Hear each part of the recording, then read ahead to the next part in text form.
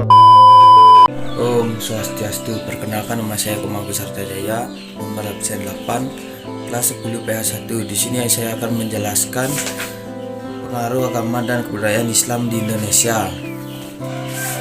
A. Proses masuk dan berkembang Islam di Indonesia.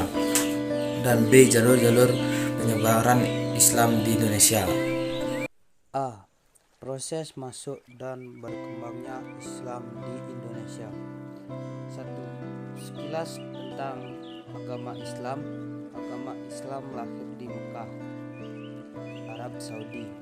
Agama Islam adalah agama yang diturunkan Allah SWT kepada Nabi Muhammad sebagai pedoman hidup manusia. Ajaran Islam mengajak manusia untuk beriman kepada Allah dan menerapkannya. Iman tersebut dalam beribadah. 2. Teori masuknya agama Islam ke Nusantara.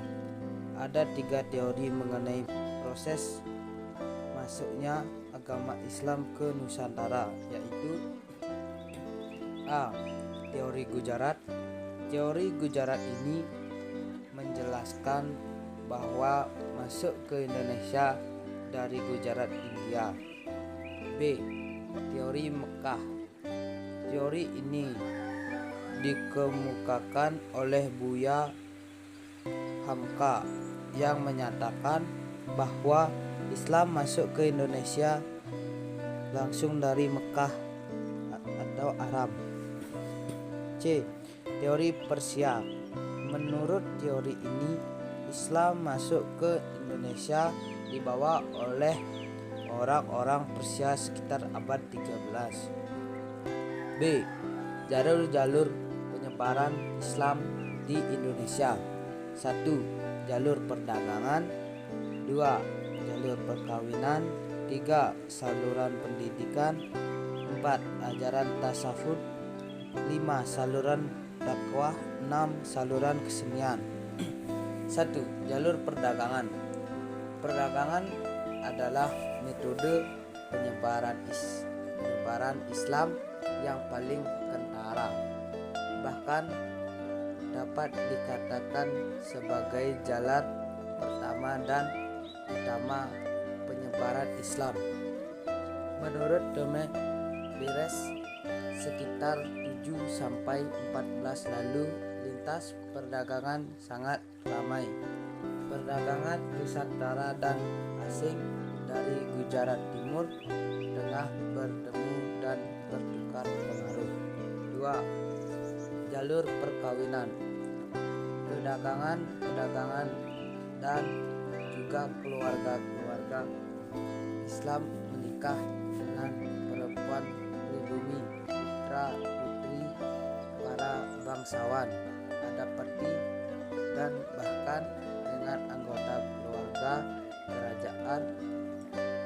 Hal ini berdampak positif terhadap perkembangan Islam. Hal ini karena pedagang atau ulama itu mensyaratkan perempuan idamannya untuk mengucapkan kalimat syahadat terlebih dahulu. Anak-anak hasil pernikahan itu pun cenderung mengikuti agama Islam yang dianut orang tuanya. 3. Saluran pendidikan. Perkembangan Islam yang semakin meluas mendorong munculnya para ulama dan mereka menyebarkan Islam melalui pendidikan dan pondok pesantren di berbagai daerah. Di pondok pesantren, pemuda santri dari berbagai daerah kalangan menimba pengetahuan tentang Islam. Jalur tasawuf. Tasawuf adalah ajaran ketuhanan yang telah bercampur dengan mistik, hal yang bersifat magis. Ahli tasawuf biasanya memiliki kekuatan magis dan keahlian dalam bidang pengobatan. Kata tersebut sendiri sebenarnya berasal dari kata sufi yang berarti kain wol yang berasal dari serat domba, karena tersebut biasanya memakai jubah yang terbuat dari wol. 5. Saluran dakwah. Penyebaran Islam tidak bisa dilepaskan dari peranan para wali. Ada 9 wali yang menyebarkan Islam dengan cara berdakwah. Mereka disebut juga wali. Mereka dikenal telah memiliki ilmu serta penghayatan yang tinggi terhadap agama Islam. 9 wali tersebut yaitu: 1.